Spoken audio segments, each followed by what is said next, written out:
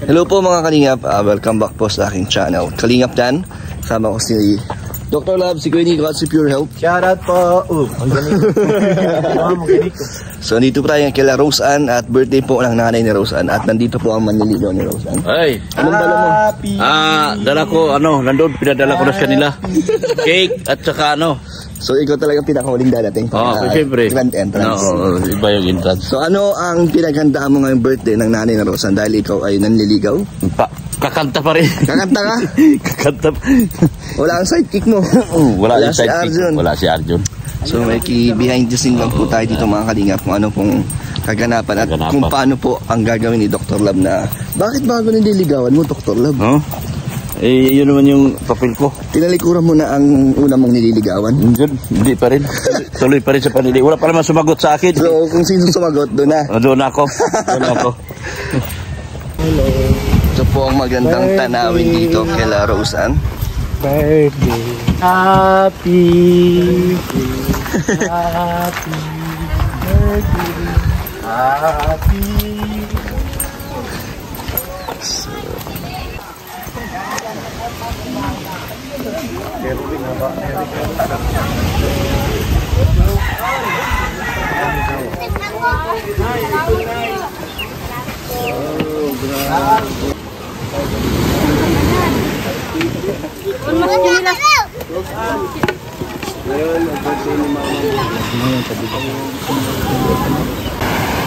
So high tide po ngayon mga Kalingap. Ang lakas ng alon.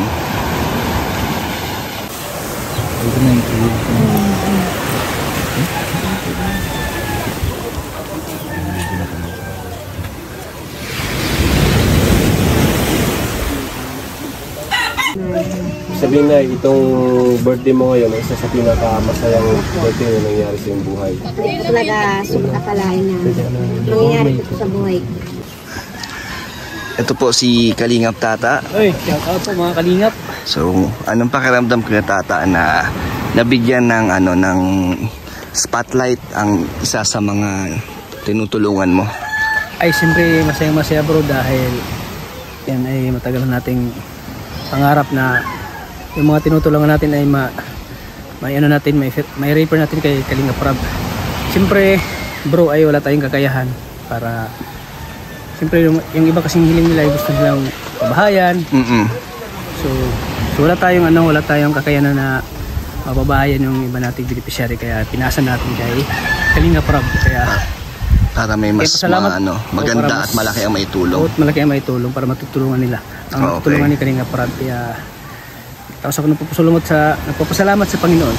So masaya ka na bukod sa matutulungan ng iyong channel is matutulungan din ang na-scout mo. Oo, yun. Diba? Pero para sa'yo, ano bang pakiramdam? Diba itong kauna-unahan mong napuntahan ni Kalingap Rab sa dami ng na-scout mo? Diba masipag ka mag-scout eh? So ano naman ang masasabi mo? Siyempre, salamat ako kay Kalingap Rab dahil yung naipasa ko sa kanya na beneficiary ko ay talagang nagustuhan niya. Kasi talagang karapat-dapat talaga yun bro, natulungan. Talagang deserve din niya. Deserve din tulungan. So ituloy po natin ang naputol na interview. Ayun Kuya Tata, ano ba ang pangarap mo para sa, anong pangalan niya? Isa. Siya yung nagtitinda din ng walis. Ng walis. So, at saka hindi lang sa walis, ang tinitinda niya bro. Nagtitinda rin siya ng isda. Isda, di ba? So ayun Kuya Tata, ano ba ang pangarap mo or gusto mong may bigay na tulong para sa kanila? Anong pagbabago ng buhay ang gusto mong maihatid sa kanila? Siyempre unang-una yung gusto kong ihatid sa kanila na tulong ay yung para sa pag-aaral nila. Suportahan mo? Suportahan ko sa pag-aaral. Sa abutan di makakaya ay suportahan ko po sa pag-aaral po. Lalo na sa kanilang pamasahe, allowance, at siyempre yung mga distribution sa kanilang pag-aaral. At lahat po ng susuportahan ko sa pag-aaral niya. Ngayon na siya ay nailapit mo na kay Kalingap Rab, ano ang hinihiling mo na maibigay sa kanya? Siyempre yung hinihiling ko na maibigay sa kanya, kung papalarin ay yun nga ang hiling niya ay gusto niyang magkaroon sila ng bahay. Ng bahay din. Hindi lang hiling niya sa'yo. Hindi na hiling niya. So, hindi na imposibleng mangyari yun. Kalingap Tata, salamat sa'yo. Hindi na imposibleng mangyari yun kapag ipinasa na natin kay Kalingap Tata. Salamat sa mensahe mo, Kalingap Tata, sa mga sumusuporta at nanonood Ayan, sa mga nanonood at sumusuporta po kay Kalingap Tata, saan po kayo magsawang suportahan po ang ating YouTube channel. Dahil po ang adikain nating pagtulong po sa ating mga puspalad nating kababayan, lalo na po sa mga kabataan po na nagsusumikap mag-aral, at yun po ang ating adikain na maibigay natin yung ano nila, yung pangangailangan nila lalo sa pag-aaral. Alright, thank you Kuya Tata. Ayan, thank you. Kalingap Dan. So ito po ang mga Hundal Brothers at si Mr. Ron. Oy, Ano ang kinakain nyo? ice cream tayo bro. Ice cream. Ice cream? Ba't natunaw na? Ha? Tunaw Tunaw na na. nalayo kasi galing. Nalayo pa mga. Si Edu. Malambot ah. Ang galing ah. Hindi kayo nakakaumay. Napangatlo ko na to. Ano ba yan? Hot cake. Ah, cake. Malambot siya. Pangatlo ko na to. Magaling ang pagkagawa. Pangatlo mo na agad yan. Ito guys, secret technique ito. Ay, masarap yan sa tinapay. Ganun pala yun. Yan yung pala si Edu. Secret recipe. Secret recipe para pampasarap ng hot cake. Ice cream. High tide ngayon, no? Taas, oh. Maligo. Sana. Ang gusto lang po, sana po tumagal pang ating buhay para marami pa akong maraming salamat po.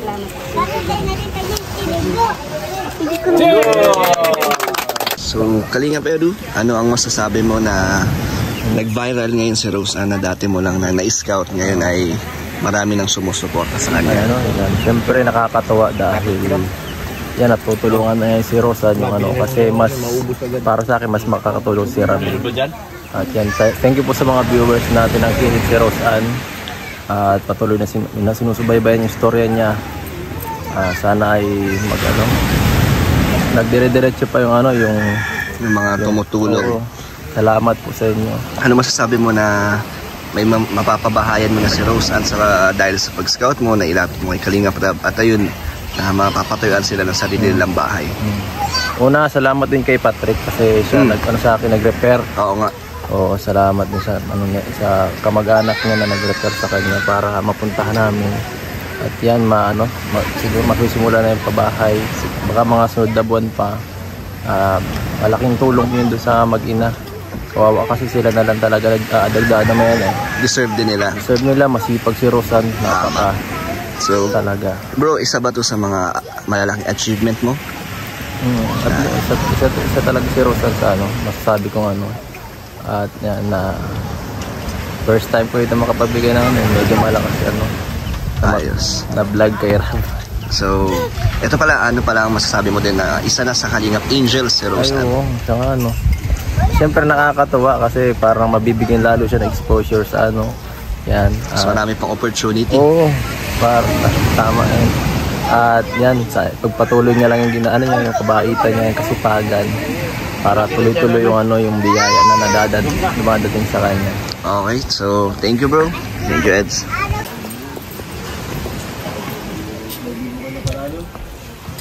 Hi ka.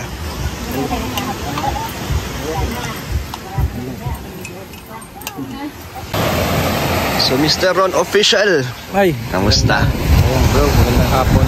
Ano pala, may mga naiyak at na-touch sa iyong kwento sa interview ko sa iyo, at maraming patuloy pa rin ang nandyan na sumusuporta sa iyo. Bro, unang-una siyempre nagpapasalamat ako bro. Nagpapasalamat ako sa iyo dahil yung maraming nagtatanong sa akin bakit ako nawala, bakit ako nasa na ba ako. Nasagot mo doon? Nasagot ko lahat. So pag may nagtatanong sa akin bro, lagi kong sinasabi, puntahan niyo po yung YouTube channel ni Kalingap Dan, nandun po yung buong. Ay grabe, salamat.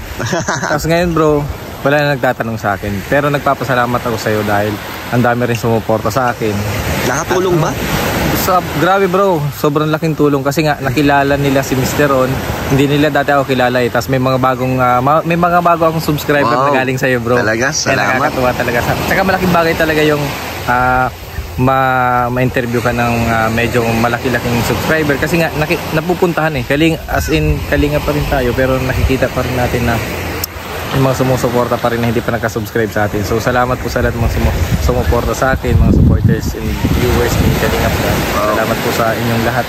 Yun, masaya ako dahil din naman talaga ang purpose ko na kahit pa paano makatulong. At ang malaga na naliwanagan na. Oo, naliwanagan yung mga maraming katanungan tungkol sa iyo, di ba? Oo bro, tsaka bro, yung interview mo ako doon, talagang nandun pa yung mga lungkot ko. Pero ngayon bro, nakakatawa. Kamusta? Nakakatawa na ako bro. Ang luwag na ng pakiramdam ko.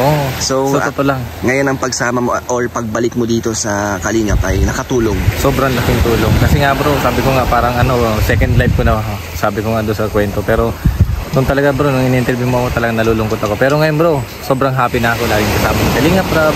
Every other day kasama ko ni Kalingap Rab. Nakakasalamuha kayo. Yung aking lungkot parang isiyasantabi ko na dahil masaya na ako dito muli. Nandito ako sa Kalingap. Kaya napakalaking blessing para sa akin na maging parte ulit, makasama ulit kayong lahat mga Kalingap. So kita naman sa aura mo na bro. yung datingan mo is medyo maaliwalas. Maaliwalas na. Bro, salamat talaga sa inyo, sa iyo Kalingap Dan, kay Kalingap Rab, kay Kuya Bad, kay Ate Edna, sa lahat ng Kalingap partners. Yan, sa mga viewers, salamat po sa inyo. Muli po ninyo akong binigyan ng pag-asa. At yun nga, ang daming nag-subscribe, ang daming sumuporta sa akin. 60,000 na ako bro. Wow, congrats bro. 52,000 nung pumunta ako dito. Grabe, ang bilis. Saan buwan na ba? Wala pa. Parang 7,000 plus na yung nadagdag na subscriber. Kaya salamat po muli sa inyo lahat. Muli po si Mr. Ron ay nagpapasalamat kay Kalingap Dan. Sa pagkakataong yun, naliwanagan po kayong lahat. At syempre po, lumuwag na rin yung aking kalooban bro. Na parang iniisip ko na tuwing umaga na maging mamotivate lagi ako. Wala na yung kalungkutan bro. Nakadagising ko sa umaga, puro tanong ko sa sarili ko, paano ako makakasurvive, ano na bang gagawin ko. Ngayon bro, makakasurvive na ako siguro talaga. Grabe. Ang saya na malaman ko din yan na ikaw ay umu-okay na din. So ngayon Kuya Ron, kamusta pala ang YouTube channel mo na pagbabalik mo dito? Kamusta ang views mo? Ayan, salamat talaga. Una-una siyempre salamat sa mga supporters ng Kalingap. Dahil kung wala yung supporters ng Kalingap, hindi babangon yung aking channel. Ang ganda bro ng ang ganda ng flow ng channel ko, ang ganda ng views. Siyempre hindi naman lahat magbabayrat. So may mataas ang views, may mababa, may mataas, may mababa. Ganun, parang pag ganun yung yung views ko. Tsaka nagpapasalamat din talaga ako. Solid yung suporta ng Kalingap. Lahat sila talaga nagko-comment. Lahat from Kalingap, kay Kuya Bal, kay Kalingap Rab, talagang salamat po sa inyo. Solid yung suporta ng supporters. So may pagpapatuloy mo na ang pagtulong din. Yes. Ayan, salamat po sa inyo dahil sa susunod siguro na mga buwan o mga linggo ay tayo makakapagsimula na ulit para makapag-charity. At isa pa, yun talaga yung goal ko bro. Talagang sabi ko, mag-iipon lang ako ng magandang pagkakataon. At syempre yung budget para sa susunod makapag-charity na ako. Kasi talagang yun talaga yung gusto natin, makapag-charity, makapag-personal vlog at makapag-refer. Yung target ko makapag-refer kay Kalingap para bilang pasasalamat ko rin naman sa kanya, na dahil kung sa kanya hindi rin naman ako magsisimula ulit. Kaya pipilitin ko na makapag-scout, makapag-refer kay Kalingap para may bigay ko sa kanya kung sino man yung pwede ko may-scout. Ayos, thank you bro. So Kuya Robin, meron lang akong gustong i-share sa'yo sa mga ganitong sitwasyon, yung puro agos, alon lang, puro agos lang ng tubig ang narinig natin. Ganyan. Parang ang sarap na umupo sa tabing dagat, tapos mag-isip ka ng mga bagay-bagay, kung ano man yung mga problema mo. Parang paniwala yung tanggal ng stress na lahat. Yung tahimik lang, yung walang naririnig mo lang yung alon. Pero alam mo dati Kuya Dan, na parang siguro may 2015 siguro ito. Ang alin? May sabi naman sa akin si Bianan ko. May yung baga kalahating katawan na tanggal tapos manananggal. Bakit? Meron daw dito sa tabing dagat? Oo, sabi ko na saan. Bikuha ako ng alunan tsaka isang tungo. Tulog ako doon lang yun sa tungon. Di may gripo baga doon natin doon sa. Anong ginawa mo? Tulog ako doon. Tulog ka? Tulog doon. Yung baga maliit na bato. Tapos? Malamig. Sobrang sarap na tulog ko. Pero wala na kukuha kita yung Hindi mo nakita? Sabi lang nila meron. Pero wala ka nakita. So talagang inabangan mo kung meron? Oo, kung meron. Kasi tingnan ko lang kung paano anong tsura yan. Lupat-lupat daw eh. Ilan taon ka na nun? Matagal na? 2015 yun. Buti di ka natakot. Paano kung kunin ka nun? Hindi nga tatakot na gaganit. Gusto mo din makita? Gusto ko lang nakita. Tapos yung mayari, alas 4 nagising ako, tapos naihiya ako. Sabi ko, hala, anong sabi naman na yung tao ng danak, tapos dali-dali ako na umuwi. Nagkape ako doon sa kapitbahay na Pero yung mga Kuya Robin, ganitong kapaligiran yun, talagang malalaman mo na sa probinsya ka, no? Ay, oo, sarap talaga. Talagang may payapa, peace of mind. Ako kasi dati din, pag may halimbawa may problema ako. Yung anak ko nasa school, solo lang ako, wala akong gawa. Nag-iisip ka? Para maisip-isip ako kung anong gagawin ko. Kukuha lang ako isang plastic tapos lakad-lakad ako tabi-tabi ng dagat. Anong ginagawa mo? Nakukuha ko ng ulam, parang tapos tanggal din yung stress ko ng nalilibang ka? Nalilibangan lang. Tapos may ulam na kami. So, masarap yun talaga ng tabi ng dagat. Simple lang talaga ang buhay, no? Simple lang ang buhay. Ganon din sa pagbundok. Pag pagbundok ka, isa lang ako dati kahit na ano. Pagbundok naman, mga tanawin ang makikita mo, no? Makikita mo tahimik, mahangin, narinig. Puro kalikasan. Tapos yung ibon bagang. Yung tunog ng ibon, no? Matunog ng ibon? Yung iba baga. Paano? Ganyan, baga. Diba? Meron pa, diba? Tweet, tweet, tweet, tweet. Oo, meron. Ganun. Kasi pag yung isa nandito, nitawag siya sa kaibigan niya. Tweet, tweet, tweet, tweet, tweet. Ganun siya para mga lapit sa kanya. Nag-uusap sila, no? Nag-uusap. Tapos, ang dami mo ng unggoy doon. Basta... Kung nakita naman sila ng tao, may tao nandun sa baba, ay takbuhan na. Saan yan? Saan? Sa Pambuhan. Sa Pambuhan. Unggoy doon. Sa bundok. So, Kuya Robin, kung meron kang mabibigay na word of wisdom sa mga nanonood, ano yun? Ano yung may share mo sa kanila base sa iyong buhay o karanasan? Ano ang motivational mo? Kuya Robin, ano ang word of wisdom mo? Una-una, sabi ko sa iyo, tiwala ka lang sa sarili mo. Okay. Number 2, stay strong. Okay.